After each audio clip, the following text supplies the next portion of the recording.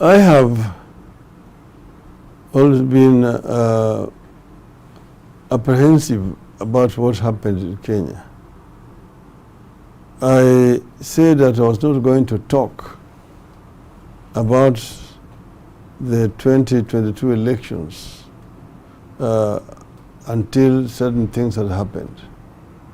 Because what happened in Kenya was very sad indeed. The Kenyan people came out in large numbers on the 9th of August to exercise their democratic right of electing their leaders.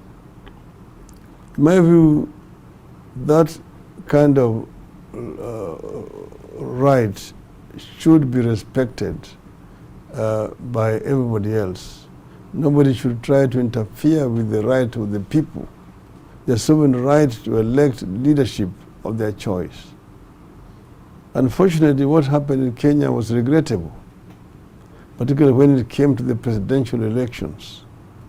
There was a lot of manipulation of election results by the agency that had been appointed there to ensure free, fair, and transparent electoral process, the IEBC. We were shocked at how they handled themselves.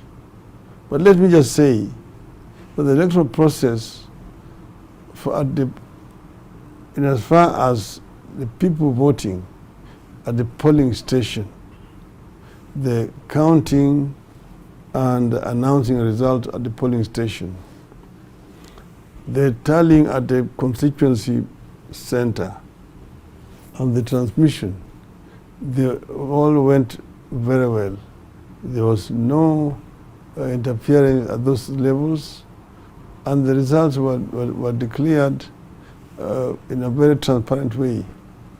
The problem became with the transmission and tallying and announcement of the results at the National Tallying Center, which was purely for the presidential votes only. That's where the problem was. Where the problem was because a scheme had been orchestrated to basically undermine the will of the people. It is a process that started way back before the election day. Some people remember that a team of mercenaries was arrested at the airport when their baggage was x-rayed and revealed that they were carrying certain materials, particularly electoral materials, which had not been declared. And there was no official from the Electoral Commission to meet them at the airport.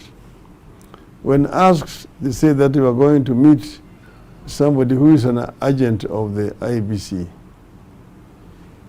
These items they were carrying were confiscated by the security agencies. And when analyzed, they found that these people had secret codes of IEBC and so on, that they could actually interfere with the electoral process. They could enter the IEBC system and compromise the results. What they had. There's a report which was compiled by the Directorate of Criminal Investigations. These people were supposed to be charged in a court of law. But when the head of the intelligence convened a meeting, which included the Directorate of Criminal Investigations, the Electoral Commission chairman, the head of internal security, and so on, Mr. Chebukati actually gave a threat that if those people, Chebukati, the chairman of the IEBC, were not released, then elections would have to be postponed. And these were his agents. What was surprising is that their presence or their coming was not unknown by other members of the Electoral Commission. They were only reporting to the chairman of the Electoral Commission. these mercenaries. Then another investigation was carried out by IBC, which revealed that there were 19 other people who had come in from this same group that was working for this Smartmatic company, a company which had been employed to provide ICT services to the IBC. There were a total of 21 people, out of which 19 were foreigners. Other members of the Electoral Commission did not know of the presence of these other 19. Those 19 are people whose record from investigations showed that they are people with criminal records in ICT.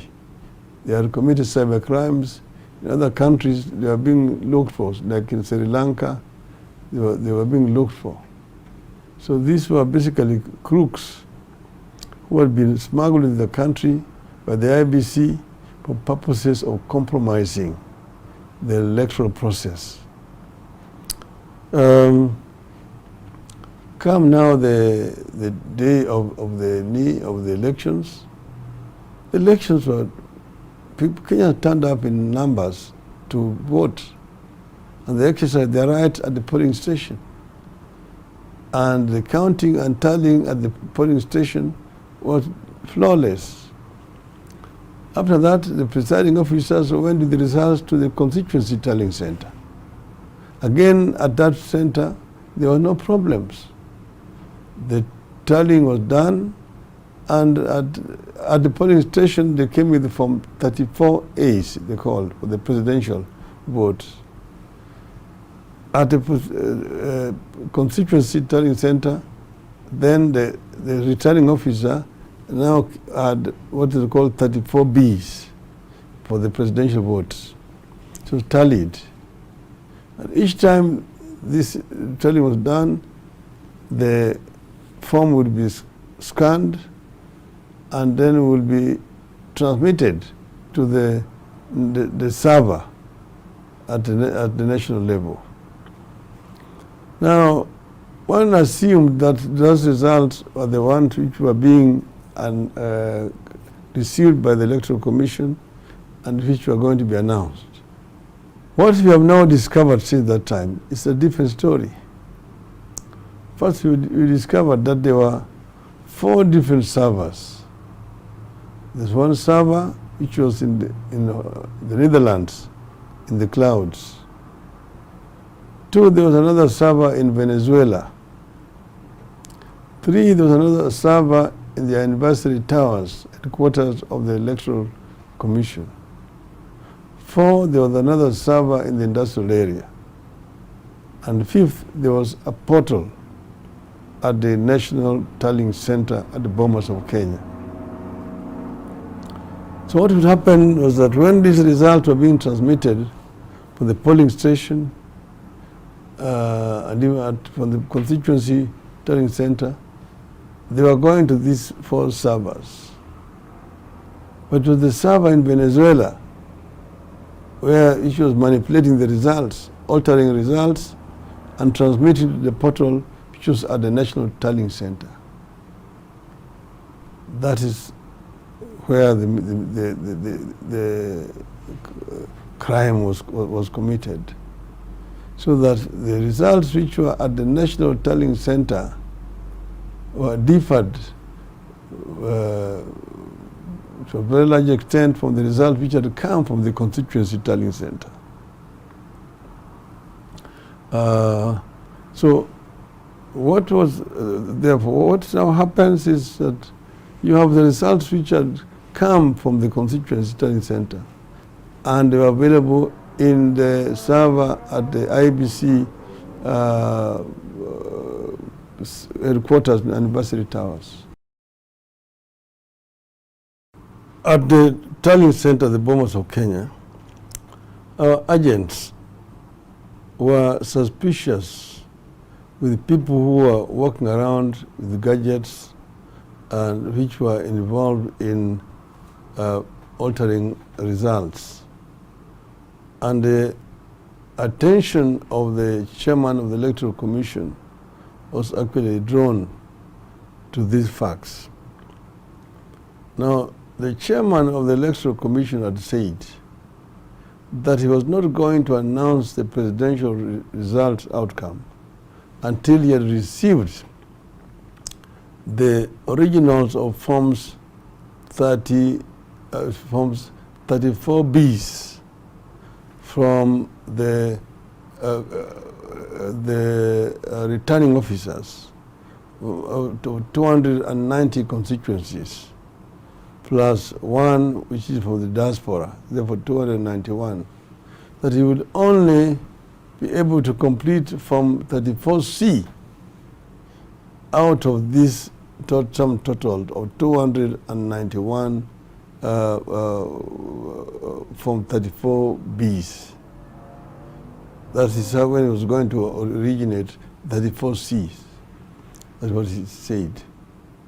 But then what happened was different.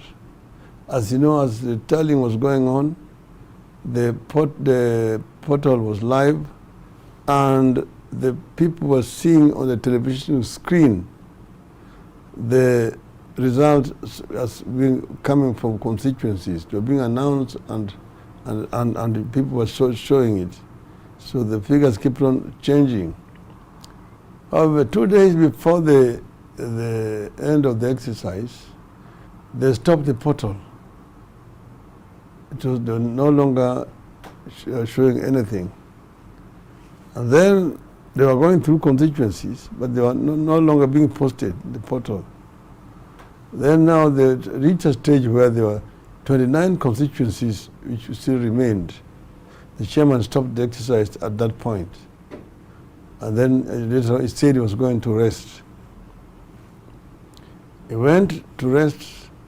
He went away for 8 hours. He was completely incommunicado.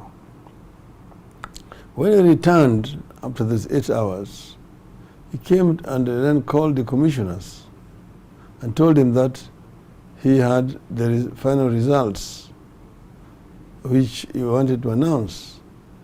They asked him, but when you left here, we had still 29 constituencies which had not been tallied. He said that his staff had already tallied all that, and he has now the final results which he want to announce. He told him, but we don't know how you've arrived at these results. And we have not even discussed this as a commission.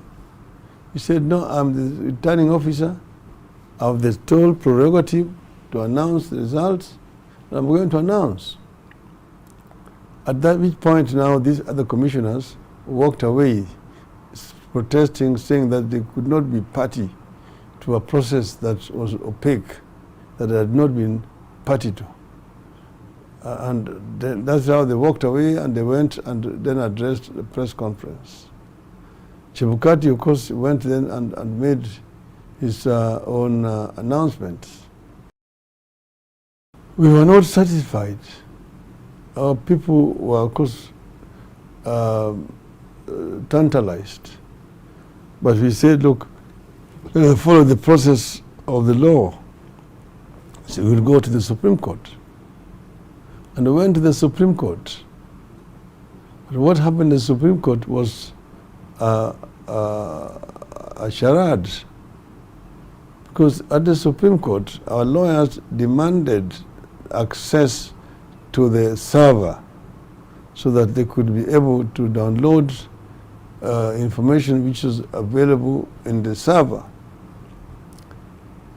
In spite of their lawyers' repeated demand to the court, one of the judges there who was in charge of ICT kept on pushing the matter behind.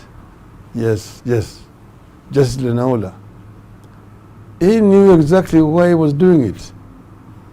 And Smartmatic wrote a letter, whose copy we have, saying that they cannot allow other people into the server because that would infringe on their proprietary rights. Now you ask yourself, this is a company which has been engaged by the government to provide ICT services to the Electoral Commission. And there's now a petition against the results which have been announced by the Electoral Commission being disputed by one of the parties involved. And this party is being denied access to the server where the records are. Now, how can you then be having a genuine case? How can you prosecute an effective case? The court did not see this as strange. The court did not see this as strange. That's why we have our doubts about the impartiality of that bench. Because then after that, of course, we provided sufficient evidence. Our lawyers, for example, gave an example of a live IBC server where they showed manipulation of results, showing even the signature of somebody, one Jose Camargo, a Venezuelan, his signature in the document, and asking what was Jose Camargo doing with the electoral process.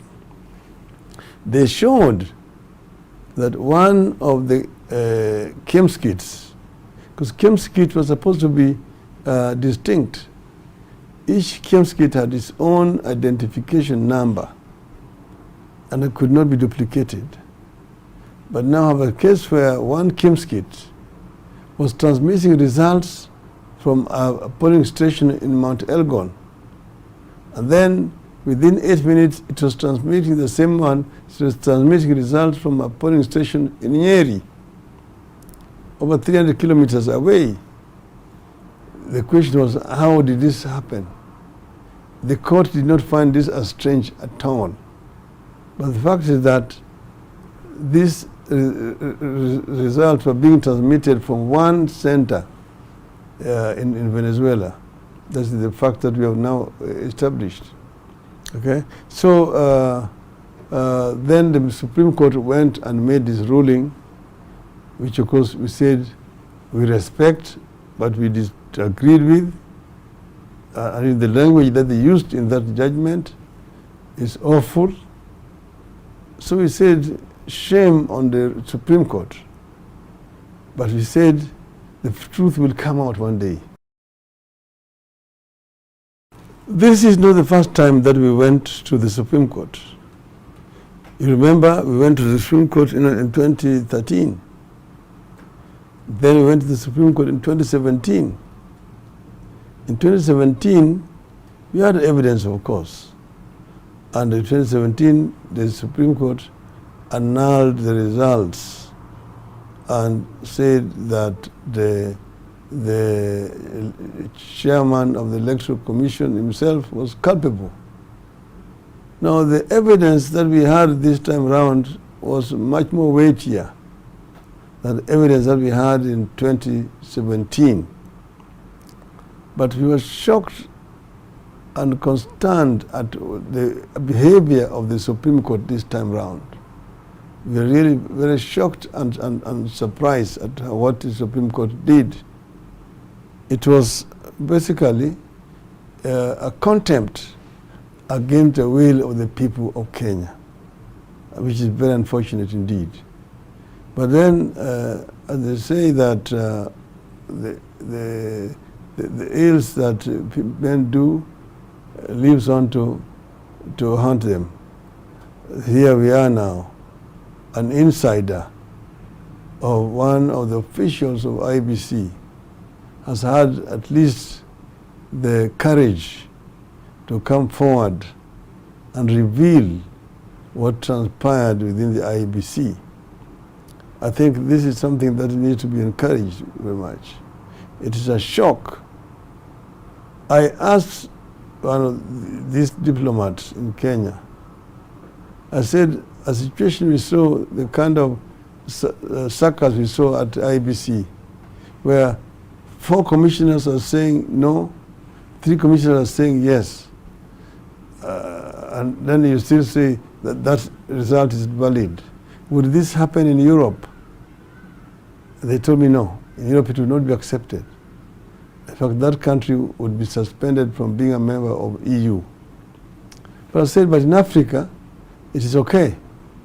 It is not okay in Europe, but in Africa, you can apply different standards. I'm saying as a proud African that Africa should not be judged by different standards. If this thing is not acceptable in Europe, it should also not be acceptable in Africa. And therefore I'm saying that the facts that are there shows that Mr. William Ruto did not win an election. He lost the elections. I won the elections. So he's there illegally as a president. And what we are going to demand is that Mr. Ruto should resign and let the Kenyans have their will. The people's will is the God's will. And in my view, that is what should happen. He says that he's a man of God. He respects righteousness. He respects the rule of law. So let him follow. Let him live up to what he has been professing. These elections were flawed. He did not win these elections. He lost them. And I am happy and I'm proud of the people of Kenya. I want to thank the people of Kenya for conducting themselves peacefully these elections. There are areas where they say that people did not vote for me, like in central Kenya. But these results have shown that the people of central Kenya voted for me overwhelmingly. So I want to thank them for their patriotic duty. What happened is not the mistake. Their will was subverted by agents of impunity at Bomas of Kenya. From the results which have come out from the whistleblower, who is an insider, it has shown very clearly how the people of Kenya spoke on that day. And it's shown that my challenger got 5.9 million votes against 8.1 million votes. There's a difference of 2.2 million votes, which cannot be challenged.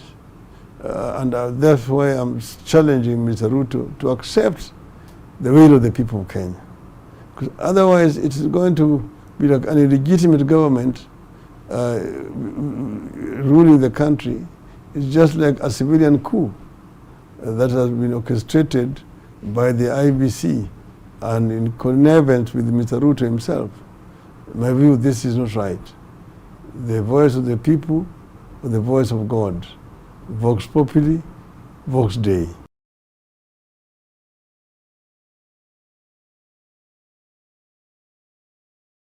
Now I've said that the people of Kenya expressed their will through these elections.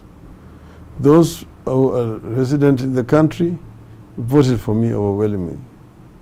Secondly, the Kenyans who live in diaspora, in the United States, in Europe, in Africa, particularly in Southern Africa, turned up and voted.